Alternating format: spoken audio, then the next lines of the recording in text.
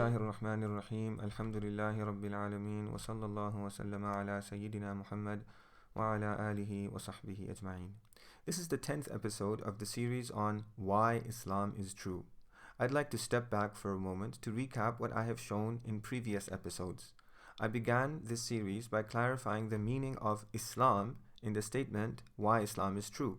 And I explained that when I make the claim that Islam is true, I don't mean by Islam what news reports say that Muslims believe or do, nor do I mean what you might have been pressured to do as a Muslim in your childhood if you were raised as a Muslim, nor do I mean saying the confession of faith, nor do I mean a struggle for peace or justice. What I mean by Islam is none of these things. What I mean by Islam is the claim that God created the universe, put us in it for a great purpose, and sent us messengers to tell us our purpose so that we might gain eternal happiness in our life after death. Now, this claim comprises a series of sub-claims about God, about people who claimed to be God's messengers, about the purpose of our existence, and about a life after death. In previous episodes, I have focused on the claims about God, particularly on the claim that God exists. I have unpacked two conclusive arguments for the existence of God, an argument from the contingency of the universe, and another argument from the fact that the universe began to exist. But if you have followed the arguments closely, you will see that they don't actually prove that God exists. Rather, what they actually prove is that a necessary being exists. Is the concept of God the same as the concept of a necessary being? No, it's not. God is more than just a necessary being. God is omnipotent, all-powerful in other words. He's omniscient, all-knowing in other words. He answers our prayers, he deserves our worship, and he is alone in his godhood. Proving the existence of a necessary being is part of the proof for the existence of God, but it is not the complete proof. The argument needs to go further. In the Western tradition, the argument of choice for the existence of God has historically been the argument from contingency, not the argument from the beginning of the universe, as I explained in previous episodes. The Catholic philosopher and theologian Thomas Aquinas famously concluded his exposition of the argument with the words, "And that," the necessary being in other words, "is what most people call God." Because he didn't take the argument far enough, the most common objection in the Western tradition, the favorite objection of Western philosophers to his argument, is that proving the existence of a necessary being is not the same as proving the existence of God. In the Muslim tradition, however, the argument does not stop here. Proving the existence of a necessary being is the first step towards proving the existence of God. The second step is to prove that God is also someone with agency, someone who has volition, someone who created the universe through his free will, knowledge, and power. God is a necessary being who is alive and acts by his free volition. The goal of this presentation is to show that the necessary being whose existence I have conclusively proved in previous episodes, to prove that that necessary being is also a volitional agent. Let me first clarify what I mean by volitional agent. Historically, people have believed in two kinds of necessary beings: a necessary being who is not a volitional agent, and a necessary being who is. A necessary being who is not a volitional agent is an inert, involuntary, and necessary cause of the universe. This necessary being is an involuntary cause for the existence of the universe, just as fire is an inert and involuntary cause for the generation of heat to boil water in a pot, for example. This is the kind of quote-unquote God that non-religious philosophers such as Aristotle in the Greek tradition and Avicenna in the Islamic tradition have historically argued for. This is also the godlike concept of Mother Nature that many scientists hold in reverence and awe.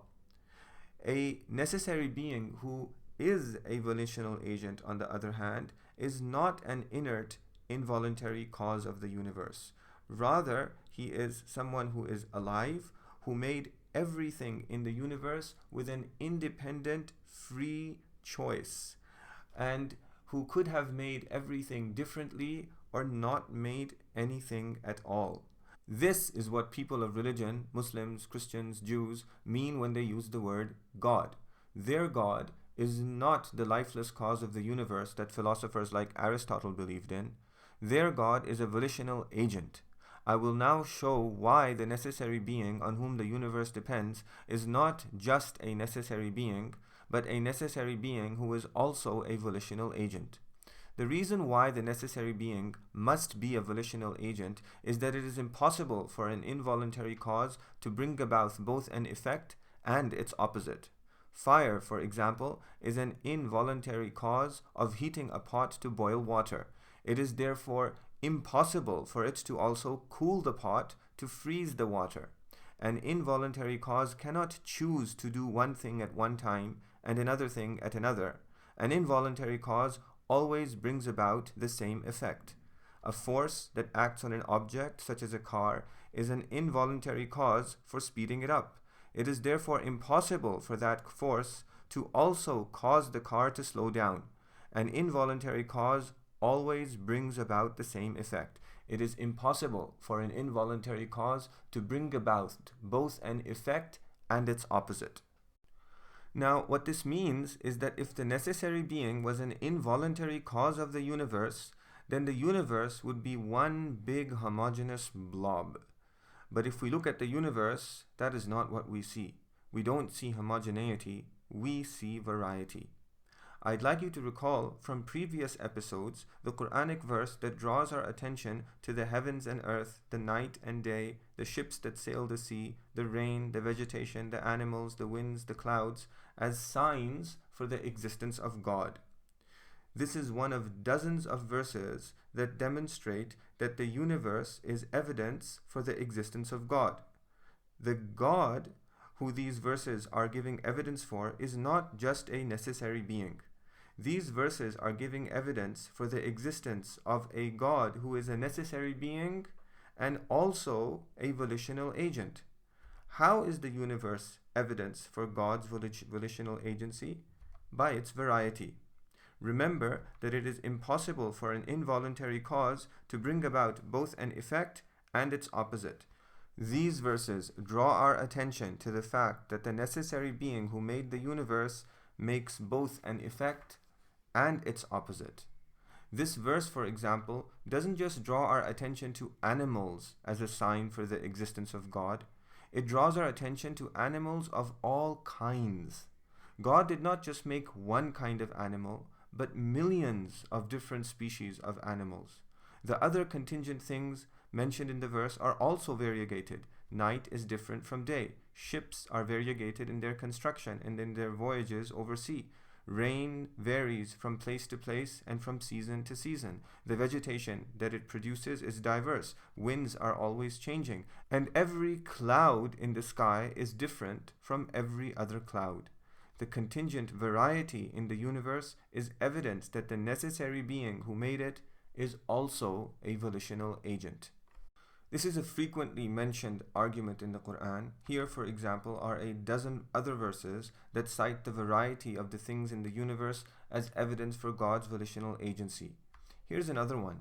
In this verse, God tells us that He is the original creator of the heavens and the earth.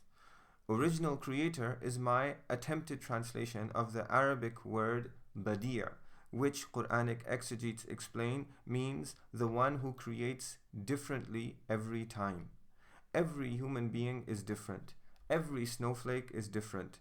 Every fingerprint is different. Every leaf is different. Every grain of sand is different. The stunning variety in the universe is not just evidence for the fact that God has volition, but that He has unrestricted volition. He can choose to do anything at all. That is why the verse continues to say that whenever He decrees a thing, He but says to it, be, and it is. No effort, no difficulty. God can do anything. The things in the universe are not like the mass-produced identical goods that come out of a volitionless factory line. Everything in the universe was custom made by an independent free choice. God, therefore, is not a necessary being who is the volitionless cause of the universe. God is a necessary being who is a volitional agent. وصلى الله على سيدنا محمد وعلى آله وصحبه وسلم.